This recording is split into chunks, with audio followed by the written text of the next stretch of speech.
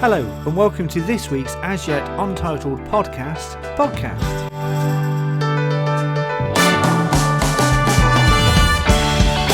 Hope you are well and thank you very much for downloading this episode of the as yet untitled podcast. My name is Ian Barstow, I am your host, and in this week's episode we are going to be talking to award-winning documentary filmmaker and photographer based from Birmingham in the United Kingdom, Mr. Paul Stringer. It's a really interesting interview. We discuss how Paul got involved in his filmmaking, his photography, his complete dislike for Instagram and social media, and lots of other little tidbits as well. So I hope you're going to enjoy this episode. If you're listening on a podcast app, then why not click subscribe, and we'll appear in your podcast feed every single time we release a new episode. So let's get on with the interview. And I am Ian Barstow, and this is the As Yet Unnamed podcast.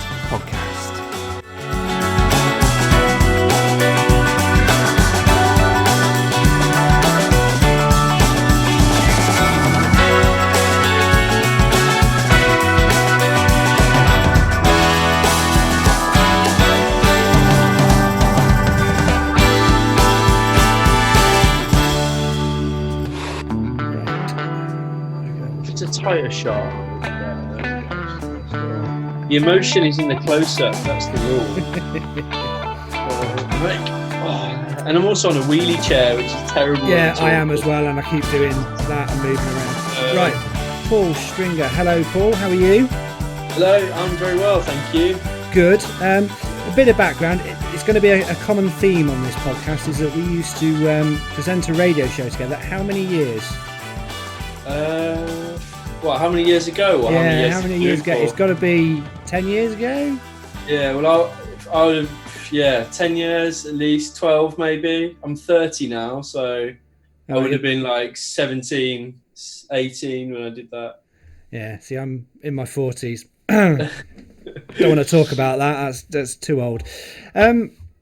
So first things first, we are recording this on May the 13th, 2020, and we are in the middle of the coronavirus and COVID-19 lockdown. So how is that affecting you and your work? Because obviously you do a lot of work that is very contact close with people, photography, videoing and all that sort of stuff. Full contact filmmaking. That sounds wrong, doesn't it? That does sound wrong. I mean, it's all right. I mean, I'm relatively lucky in that I had a good amount of work, like in before this happened. So a lot of the organisations that I work with are funded, and a lot of the funders said, like, just pay everyone anyway. What's your what sort of films are you doing? From on your website, it's quite a lot of documentary interview style, isn't it? That you seem to do quite a lot of that. So I guess like I specialise in documentary work. So, client-wise, that's evaluation films, that's short documentaries about projects that they're doing. It's little bits of journalism here and there. It's like, anything that's sort of like interview-based, I guess. And then like in my personal work, that's the sort of thing that I focus on. Anyway, so I was working on my feature film this year. What's the feature film about? So it's a documentary about spoken word poetry. So, and its impact on the UK. So it's looking at people from all over the country and how they use poetry to sort of like whether it's work or whether it's they're using it to forward a cause or whether they do it for sort of like what's the word? Sort of like almost like meditative purposes, like self-care sort of stuff. And it's taking a little look about how people using that in their daily lives and how it's affected and impacted on society. So how did you get involved with videography and videoing, basically? How did you start? What was what gave you the bug to start doing filming? It's funny actually you say that. So when I met you, when I was on hospital radio at Pulse, I was just about to drop out of sixth form, and I'd really just took like PE English, psychology, and media, just to do something, because I didn't really know what I wanted to do. And he was actually working with hospital radio that got me interested in more of like the media side of stuff. And I went to Stratford College to do media studies. I did a BTEC in media there, and it was film, TV, and radio. And I primarily went to be a radio presenter. Don't we all want to do that? I wanted the Ian Michael show, but the Paul Michael. That's where it started. Really wanted to like present radio, and then TV. I guess I was just like, mega sort of confident in being on front of camera on mic, and I wanted to do that. And like fast forward a couple of years, we were doing like a lot of TV work, lots of TV with film, with music, and I guess like then it was I was starting to think about whether it was like directing television that was the thing that I wanted to do. So like Jules Holland stuff and that kind of like live TV music show. And then, and I did 4 years at Stratford College, did a higher national diploma and a national diploma in media. And the second year, or the second course, the higher national, I really just focused on film. And we got to shoot, we went to New York and I shot a short documentary there, and presented a radio show. And I guess it's probably there I was just interested, I guess, in how like I could take control of the story and start like working out how like I would portray it. And that's what got me really interested in it. And it was at the same time, like I'm sort of 19, 20, discovering films like Trainspotting and Requiem for a Dream. And I haven't watched Requiem for a Dream. I have not watched that for ages. That's a film that sticks with you. Yeah, that exactly. And Trainspotting, both films that stick with you. And there's just things about like the way they present stories that I thought was just like, it was brilliant.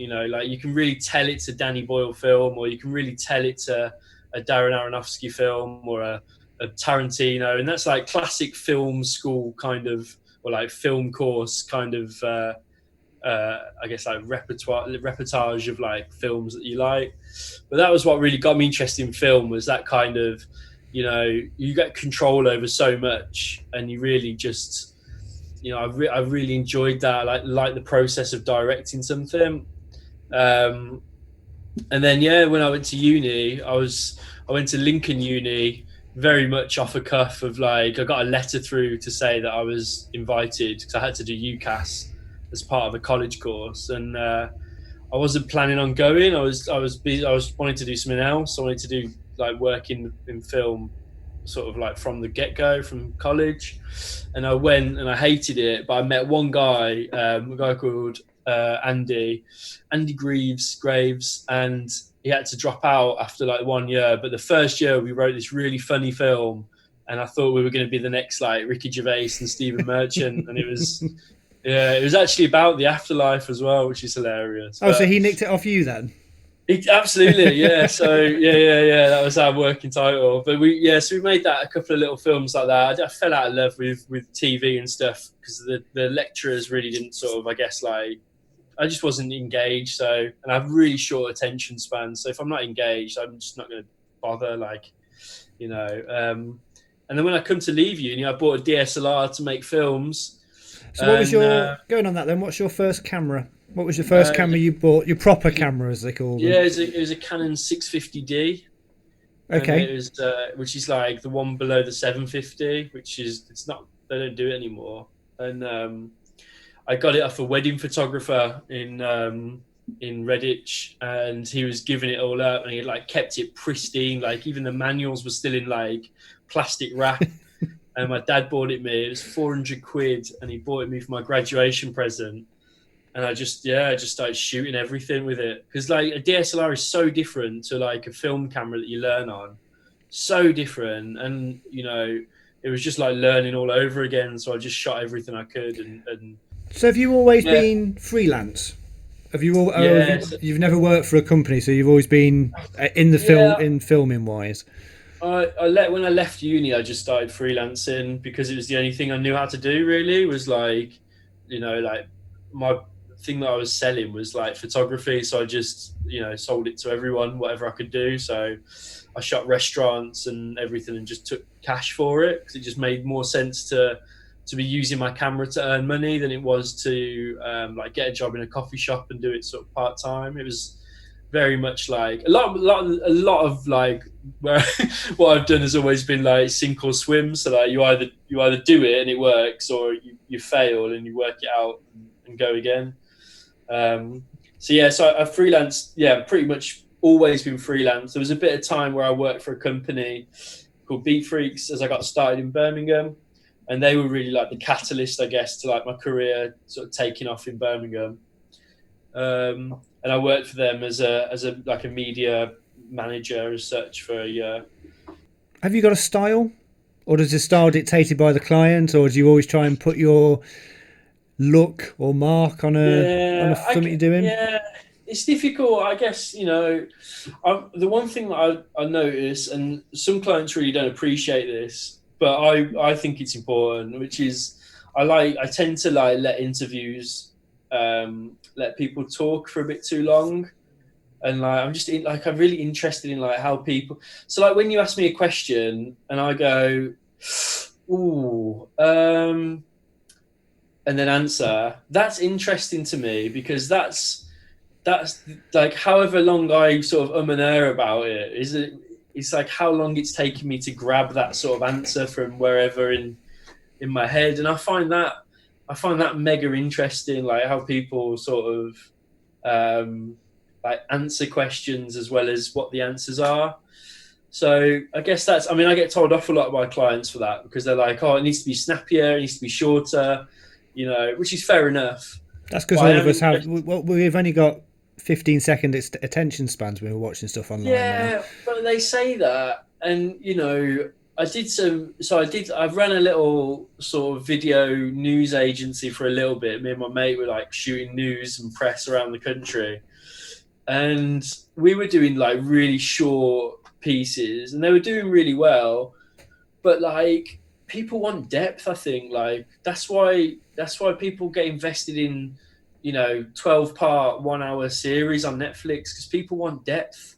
And like that's why Vice does so well, and like Lad Bible now, and all these like Complex, and all these kind of like they're news outlets, but they specialize in just depth and just a bit more than what the Times says, or the Independent, or the Guardian, or whatever. They just that 1 or 2 steps lower. And I think for as much as we love like the 1 minute, 2 minute videos, I think we're all going to be watching and are watching like 20-minute, 30-minute pieces again soon. But yeah, and then the other, I guess like content wise, I like to focus on people, and I like to focus on society, and I'm just interested in like how people interact. And we shot a lot of stuff. So like it was called Rebels Without a Pause, and it was like me and my mate with our cameras like against the world, and he's a really good journalist, and I was making a lot of films, so we sort of like worked out stuff together and interviewed some cool people, and it was just, but like the main thing was just like looking at how people interact with situations and deal with stuff, and everything from like far right sort of marches in Birmingham through to Russell Brand talking about sex addiction. We kind of like covered everything, and I just think I just love listening to people talk about stuff they care about, and I think like, yeah, that's really the thing that I love the most is, which is why I'm doing a poetry documentary, because it's like, there's nothing but love in that community, and people very passionate about what they do. So are you funding that yourself, or have you got backers for it, or early stages? Yeah, I'm shooting casting calls essentially to find five people that are going to feature as like the lead stories, and we were doing that all over the UK, and that was all sort of self-funded.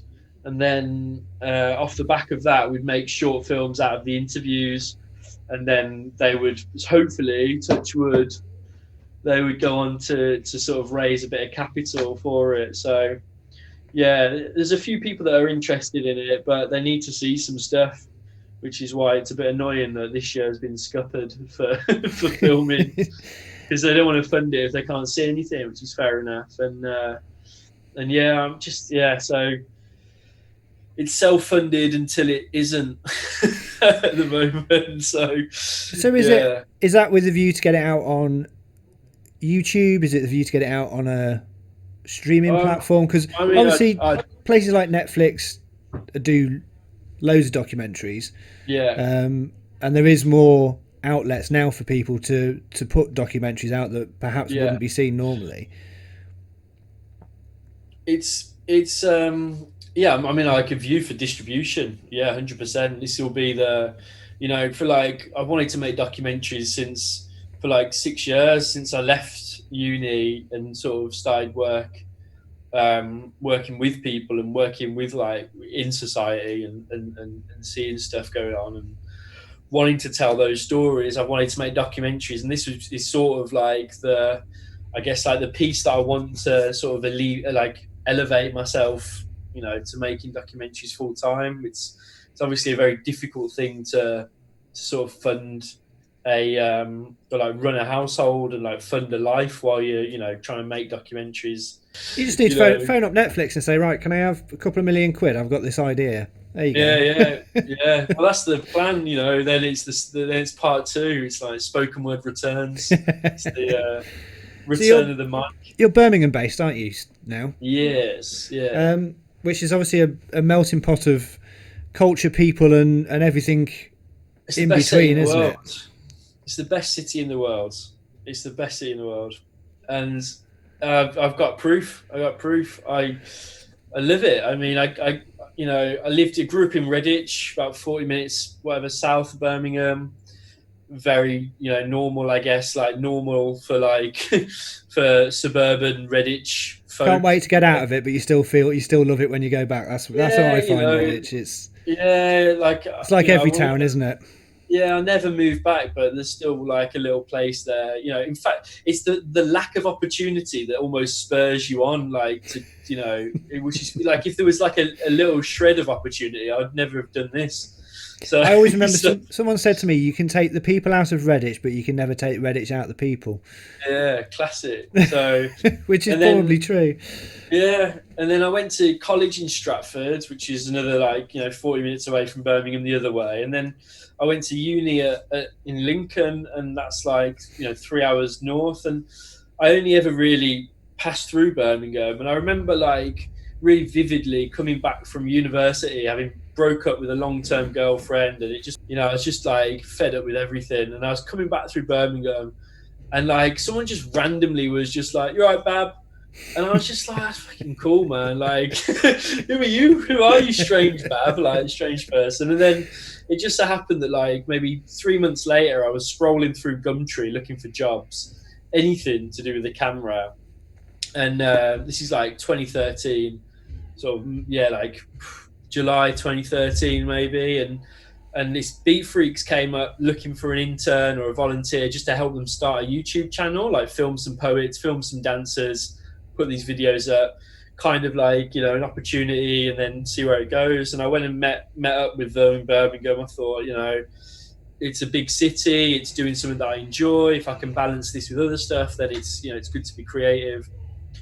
And I never forget, like, you know, now, so I got to this coffee shop, and Anissa, who's the CEO of Beat Freaks, she said, I mean, there was only like 3 people there, like me, 2 of the filmmakers, sorry, and then 3 people from Beat Freaks there. No one was employed full time, very much like coffee shop company, just starting out, running like workshops and programs for young people and opportunities for young people with arts. And Anissa said, you know, invest some of your time in me. I promise I'll put it back into you.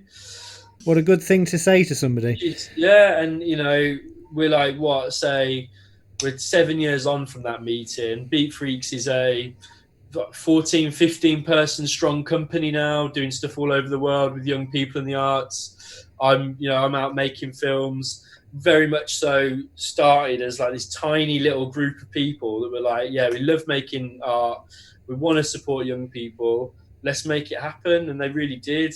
And yeah, I mean, like Anissa and a few of the other people that I met through Beat Freaks, their family now. I mean, we go away every year together. Their kid, like our kids grow up together, like, and it very much started as that one conversation. And I just think that's so important for someone to like give you that. I guess like give you that sort of backing, and it was nice. And yeah, I went from doing sort of the voluntary stuff as they grew, they paid me to make films and stuff, and then as we grew a bit bigger, I became part-time, and as it grew a bit bigger, I became like full-time media manager, like handling clients. And we'd started off doing like workshops in spare rooms of art centers for like 10 people, to sort of creating media campaigns and stuff for companies wanting to engage with young people, and helping young people get a seat at the table in these big organizations through art. And it's cool, man. And they're still going now, and they're doing really well, and we still work together. And yeah, like I said, they're sort of family. So Birmingham for me. And then through one of their events, I met my partner, and then 3 years in or 2 years in or whatever it is, we had a baby, and then a few years later we're engaged. And so Birmingham for me is the best city in the world. So tell me about your plants. I'm following your plant growing on Instagram stories. Just like, I don't know. The thing is everyone needs a hobby, right? This comes back into work, actually. Something really lighthearted, actually. So it actually works. So, it's so easy to burn out and get yourself wrapped up in filmmaking and photography and be constantly on it. You need to just be able to take yourself away from that. Now, for me, it was like going to the football first. And while that's good to take yourself out for the day, who do you support? I support Villa, so it's never fun. Yeah, I don't know much about football, but I know Villa. You're never going to get a happy day with Villa, are you? Which is funny, actually, because now instead of using it as a place of joy, I use it as a place to sort of like ground myself again. It's like whatever happens in the week, just remember that Villa are shit. And you can say that because you're a supporter, so you're allowed to say that. For me, I'm very an outdoorsy person. Like, I need to be outdoors. I need some sun and air, and like I'm very much like a plant, I guess, in essence. Anyway, so it started off just really like, can I actually grow some stuff and do it with Ida, who's my little girl, and try and sort of, I don't know, like just take a bit of a breather, I guess. And it was just, I guess like a baby, like learning to walk, I was learning how seeds work, and like, so everything was just amazing. Every stage has been amazing. And you're like, I can't believe this seed can grow this tall in such a short amount of time. So I started just growing more and more and more. And like I've got a greenhouse now, and I built a raised bed, and like, and I guess lockdowns really help that, because I can just like focus on the garden. But it really, like, it sounds, I guess it can sound quite sort of like, cloud in the head in the clouds, but it really brings me peace. Like, there's nothing else like it. I really, like I said, I really struggle with like my attention spans. I'm always got so many things on in my head, and like, sometimes if you watch Harry Potter, where he's got that stick, that wand, and he like takes the stuff out of his head and puts it in the bowl. Yeah. Like, I wished for that so bad. Like, I need, because it just really clouds me up, and I feel really stressed. And yeah, and like being able to sort of go out, like even now I'm looking at my window thinking like, right, I've got to bring the plants in, and it takes like 5 minutes to put them back in the greenhouse, but there's something ritualistic about it. And yeah, and I just, it's funny because I never put anything on my Instagram, like in terms of photography, really. Like, it takes me ages to upload stuff, but I find stories really easy to use, again, because it's so short, and like, I'm just, you can just 15 seconds of holding your finger on a button to show the world something. It's it's easy to do. It's the same reason I love photography, is because I can get an instant rush from it, like an instant like gratification.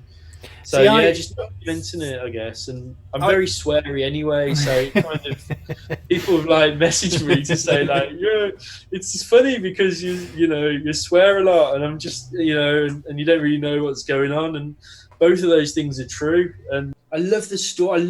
I just love seeing like behind the curtain of people's lives, like which is why I like doing the stories, but posting on Instagram is just it's fruitless. Like, what am I tagging this with? Like, like a picture of I posted one recently, like of a set of photos, and I like tagging it cyan and skies and blue. I'm like, who the fuck is looking for cyan on Instagram as a tag? I'm like, you need an app that does that for you. I'm really, I don't know. I've become really cynical of like social media, and I just hate it because I have to use it. Like, selling prints through Facebook advertising and Instagram, they're my two biggest platforms, I guess. But in terms of like adverts, but I hate it. I hate the idea. Like, I hate that my phone beeps and says your screen time was up 4 hours this week, and I'm like, fucking why? Why am I even? I don't care. And like, I got to a point where I was scrolling. At one point last year, I was just bored scrolling. I wasn't even looking. I'm just scrolling. I wasn't even reading or looking. It's just a thumb action. Yeah. And you just got to cut that shit out, man. That's not good for you. Do you know the worst thing for that? I don't know if you've ever used TikTok. No. I'm not. See, I don't post. I wouldn't ever post anything on there, but it is so addictive because you'll sit there on your phone and you'll just be going, because they're like 20 seconds, 30 seconds. Yeah. And literally you just scroll up and it's a never-ending list of videos. Yeah. I can sit there and it's an hour later. And I'm like, what yeah. bloody hell have I been doing? Yeah. I've been looking at people lip syncing. In terms of work, it's just, I feel, I only ever post now to keep up because other people are posting. And I feel, there's work that I'm proud of that I post, but, I'm never going to do it like once a day. I'm never going to do it twice a week. Like, it's just, I do it when I want, and I'm happy, I think, with that. But social media is such a, and like with film and like other work that I do, it's like, it's got to be social media ready. It's got to be content ready. It's got to be square, or it's got to be vertical, and we're just, and I get that we're, humans change their attitudes and their ways of consuming media and stuff. But I think I've reached like where I get old fashioned, like, when people were shooting on film and like, oh, I've got this new Kodak film and it's really cool. I'm like, yeah, cool. That's fine. I'm not a traditionalist in that sense, but I'm traditional when it comes to like 16:9 and like widescreen and stuff. I like my video that way, and I like my content deep, and I literally post every single day on that stories app or the stories. You do? But I hate it. Multiple times a day as well, because it's like going through the stories, it's like, oh yeah, whatever. Yeah. I've seen that seed 4 times now, just carry on. Yeah. Do you find that because you do photography professional, and do you not enjoy it as much? Or do you still get enjoyment when you're just photographing for you rather than for a client?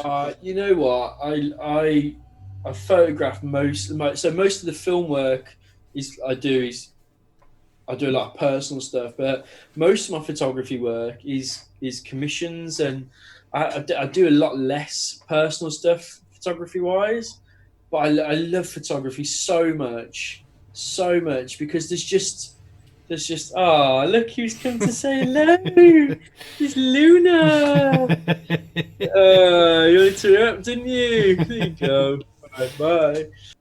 Everything's just so like instant, like I take a photo, whether it's at an event or whether it's a portrait or whether it's like whatever, like documenting something like a protest, and you can see like right there and then has it been successful? Does your framing look good? Like, are you happy with this photo? Is it in focus? And I love that. And I love film because it's the thing that I can be invested in for time, and I Yeah. can really, and again, like similar to like plants, when I'm doing film personally, I see the whole process through and I'm really meticulous with it.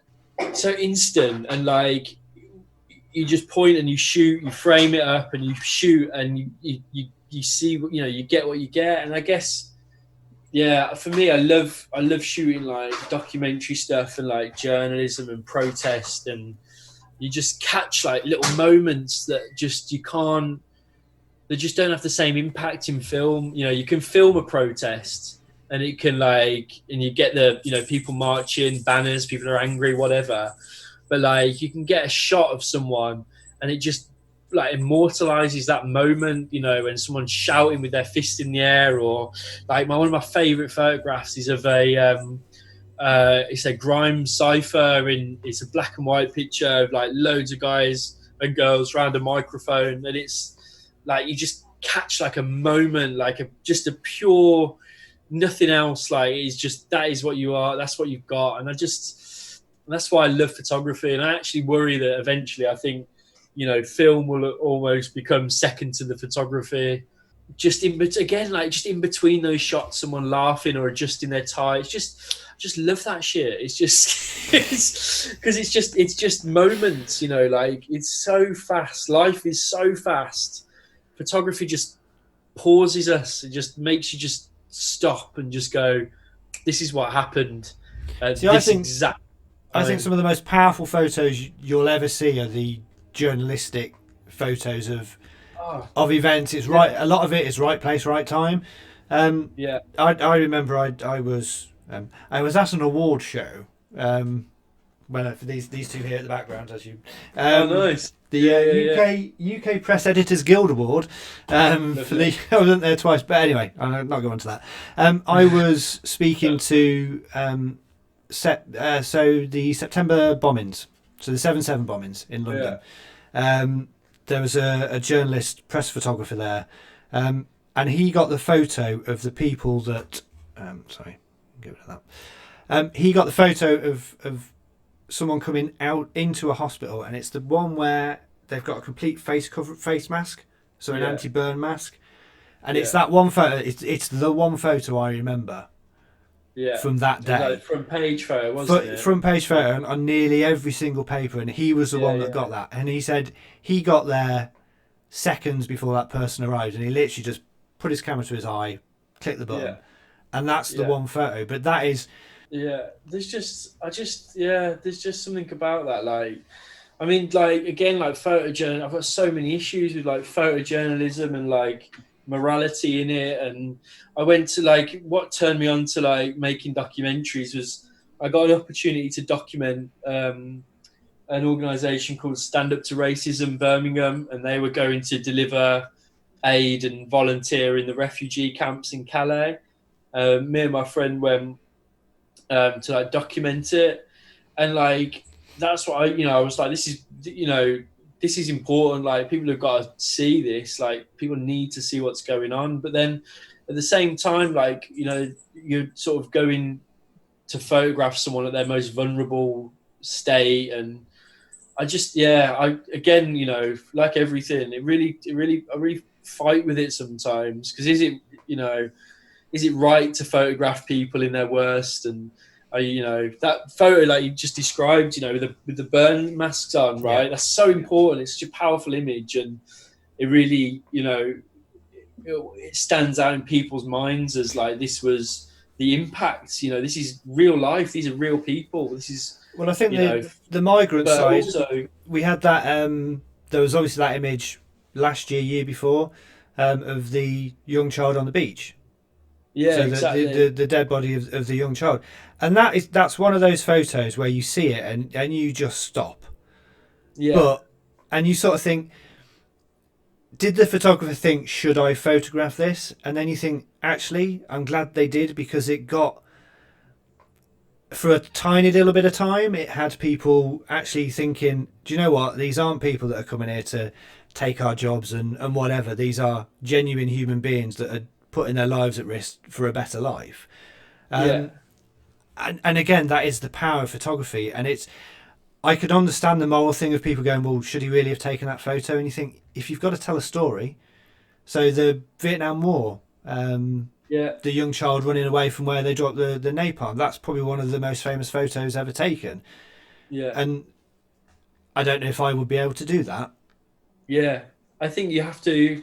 There's something about there's also something about who's the person taking the photo and telling the story. And I find, because we all have a, whether it's subconscious or conscious, like bias with our lens and what we decide to put in the frame and who. And I think, but this is good, like with everything, you have to question this constantly. You have to interrogate your practice, and, otherwise you just glide into, to down a path that might not be necessarily the right way of doing things. But yeah, I mean, it's great. It's great fun, and photography is, and I think will always be like a big passion now.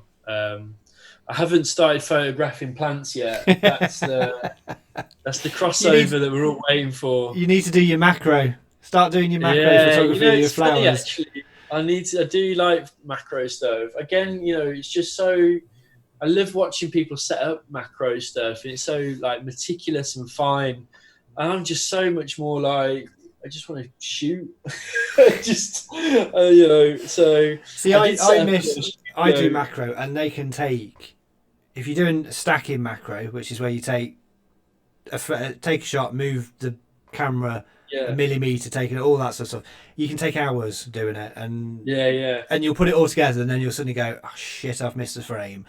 So I like that, but then I like my motorsport photography, because literally that is just bang bang bang bang bang, and you just hope you get that, basically one frame, that one frame of someone crashing. That is whatever people say, that's why people enjoy motorsport, is because they go and they like to see the action, but we always want to see a safe crash, and to photograph that one crash, I struggle sometimes. Going up to ask someone to take a photograph, I really struggle with. I find it really awkward. Same. Photographing an insect on a plant, you don't have to ask their permission. It's very true. So what's your editing?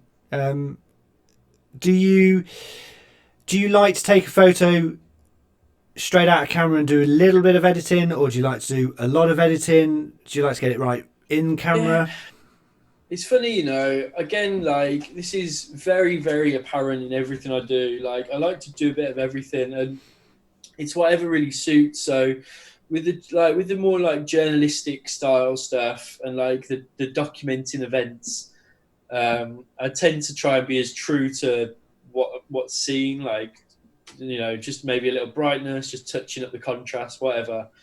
And then the portraiture, I like to create a bit more of a look. So, but again, I'm really flexible, I guess, with editing. I tend to like matte in everything, like make everything matte black, so matte the whites, matte the blacks, and like be done with it. I love that look, that kind of sort of semi-desaturated, really flat tones.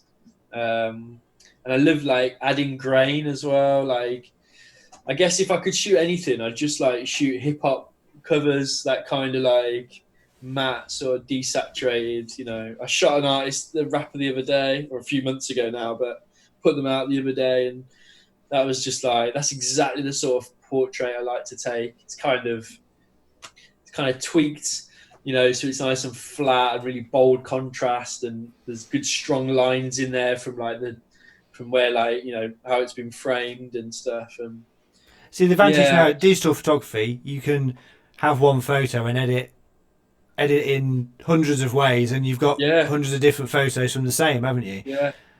It's my life. That's your value, isn't it? That's your business asset, is your footage. It's so funny you say that. People don't get that. No. I think it's difficult for people to comprehend that in a way, because you kind of, you shoot something, you edit it, and you present someone with it, and that's it, right?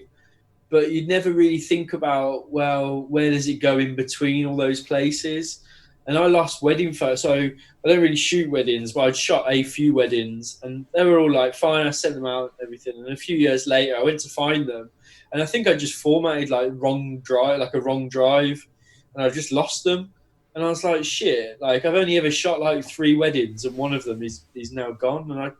And I think, like, you know, even if it's just for your sort of personal sanity, just you need a backup. Like, you know, I keep all my project files on my RAID, and I keep all my finished stuff on 2 different backups. And yeah, I think data gets really overlooked. So I overlooked it because you're shooting, or you're editing and you're editing, or no one sees the data behind that. And it's really important, and it's as valuable to me as my camera, you know, maybe even more in a way, you know, because I can rent a camera. You can't rent your footage back if you lose it.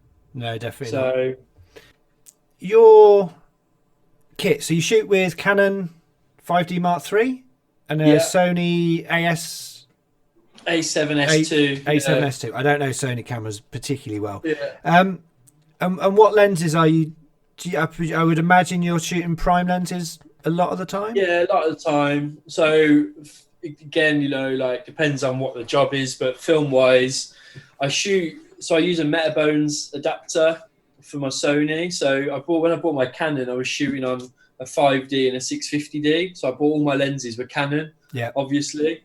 And then Sony lenses are much more expensive. I've already got, you know, a load of lenses. So I bought an adapter. So I shoot on my favourite lens to shoot on, that I never shoot on enough, is an 85mm prime 1.8 Canon Jobby. And I got it for 180 quid second hand. Blimey, and good price. It's banging. It's a £400 lens. It's sharp as a tack. It's beautiful. It's got enough, like, I can really like crush the backgrounds and the foregrounds and make people stand out. Is it bokeh or bokeh or buka or? I just call it bokeh. Bokeh, yeah. See, I'm I'm bokeh, I think. Yeah, bokeh. It's one of those things where you think about it. You think, well, how do you actually pronounce it? I pronounce words like I say tough instead of tooth. So, you know, don't come to me for pronunciation. No, honestly, right. See, I moved. So I lived in Redditch from when I was, however, probably about 6 up until 35 or something like that. So I moved to Staffordshire. And I moved to Staffordshire. They call people duck. Yeah. And it's like, what? What are you calling me a duck for? And then there's a southern pack up for lunch. Have you got your pack up? I'm like, what is that? A nesh. Nesh. I've never heard nesh before. And then I said tuth. And someone was like, what? Tooth? No, tuth. I'm gonna have, it's your tuth. And they were like, what? I'm glad someone else does it. It must be a Redditch thing. I'm sure it's a Redditch Birmingham thing. It's so funny. You know, it's so funny, right? On that, right? I shot a job at the NEC, and it was a big. It was like a woodworking factory machines expo thing, and they'd come from London, and like they were like, "I want a shot of all of everything." I was like, "Well, I need to get up to the top, you know, so I can look down and whatever." And we were walking around. I was like, "Yeah, is there anywhere I can get a pie? Anywhere I can get a pie?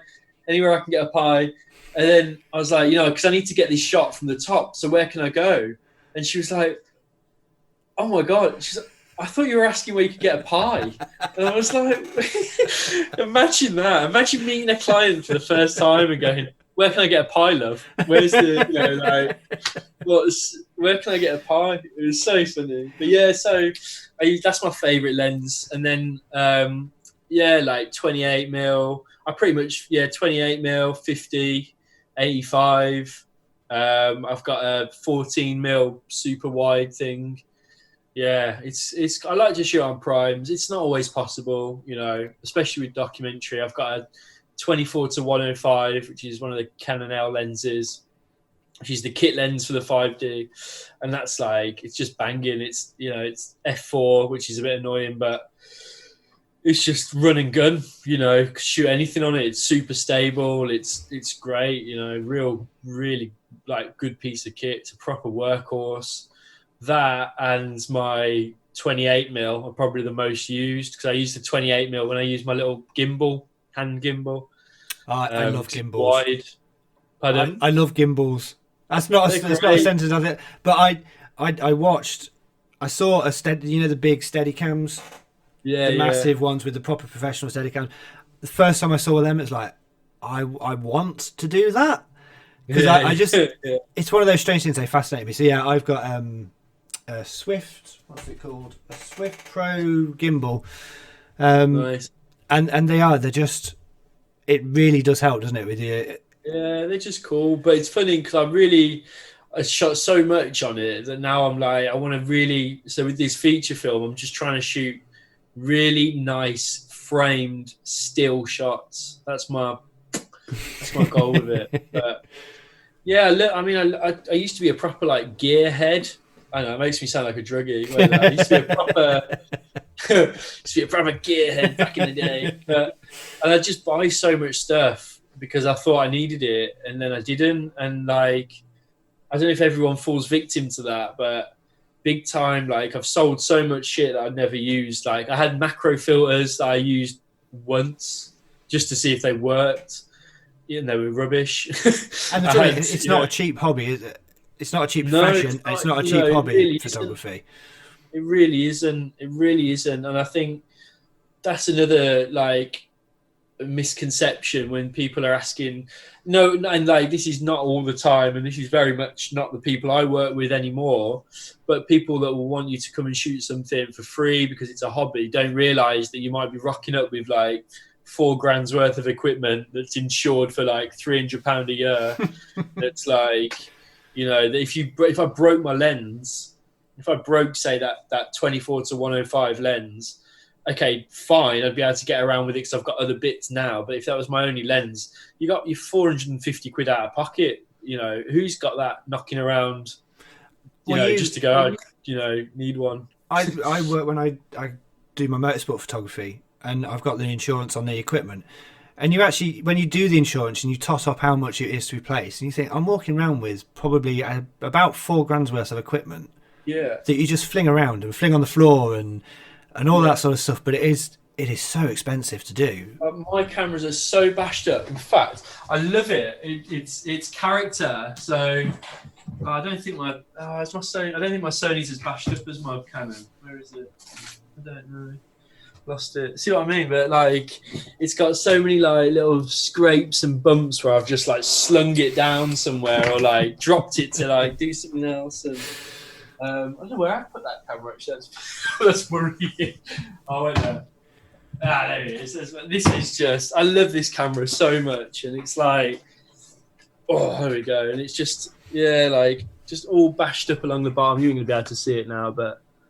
It's just, I love that shit, because it just means that it's been used, and I think there's something about that as well. And and I've got my 650D I've still got, and that's bashed up as well. And I've got a dream that one day I'll have my Canon 650D maybe back here on a plinth next to my Oscar or my BAFTA, or I don't know. Or even Birmingham Film of the Year award, that'll do. Well, yeah.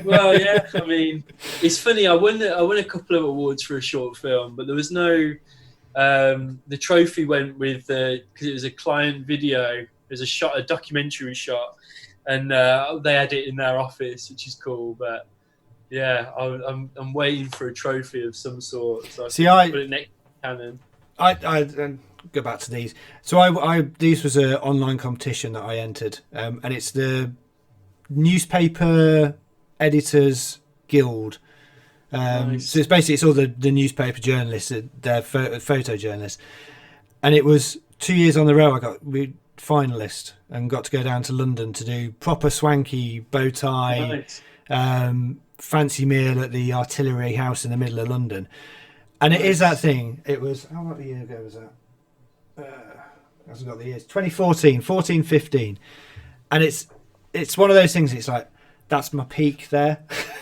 Yeah. That's peak photography because it's the only time.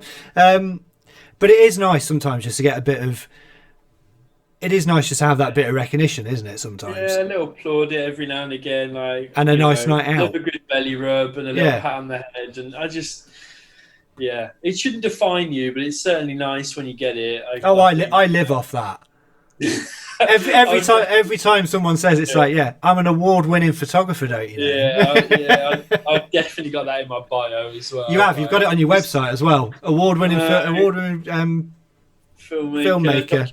Photographer, I do. It's this is the other thing. This is the same as my issue with Instagram. It's all face, It doesn't matter if I've won an award or not. That's all subjective. There was it's like my opinion. Photography in general, isn't it? Photography is a very subjective thing. So if I'm part of a camera club, and you put in photos for the competitions in the camera club, and the judge comes in and judges, and they pick the winning photo, and I'm sat there thinking, what? What are you picking up? And then you think Tony didn't win one before, so but it is so personal. It's so personal choice. So if you you can check out my work over at www.paulstringer.co.uk if you're interested in some of our work. You can follow me on all good social medias at the Paul Stringer. So Paul, thank you very much for joining me on the As Yet Unnamed podcast. It's been really enjoyable. Really enjoyed it. Thank you very much. And thank you. Nice. Do check Paul out. So paulstringer.co.uk and /shop if you want to buy his stuff, and then he's on all the social media as well. Again, Paul, thank you very much. Thank you. Cheers. We're out. Brilliant. Now we go. We put on "Kiss from a Rose" and we go make a cup of tea. That was really good. Thank you very much for that. Thank you very much to Paul Stringer for joining us on this week's episode of the podcast. I hope you enjoyed that conversation. It was really good. I really enjoyed it. I found it very, very interesting. His thoughts on photography, the morality of photography, and how he got started in the business. I really enjoyed it. So thank you very much to Paul for joining us on this week's episode. If you want to find out more about Paul's work, you can follow him on all of the social media at the Paul Stringer, and then you can also find him online, www.paulstringer.co.uk. Thank you for listening to this week's episode. If you have enjoyed it, why not click on the subscribe button on whichever app you are listening to this podcast in. And if you're watching online, click subscribe, like and share as well. It'd be really much appreciated. We've got more great interviews coming up soon on this podcast. If you want to get in contact with me, you can do at IanHRP on Twitter and Instagram, and you can check out my website. It's draycottphotography.co.uk. Until the next episode of the As Yet Unnamed podcast, I am Ian Barstow. Thank you very much for listening, and we will be back very soon.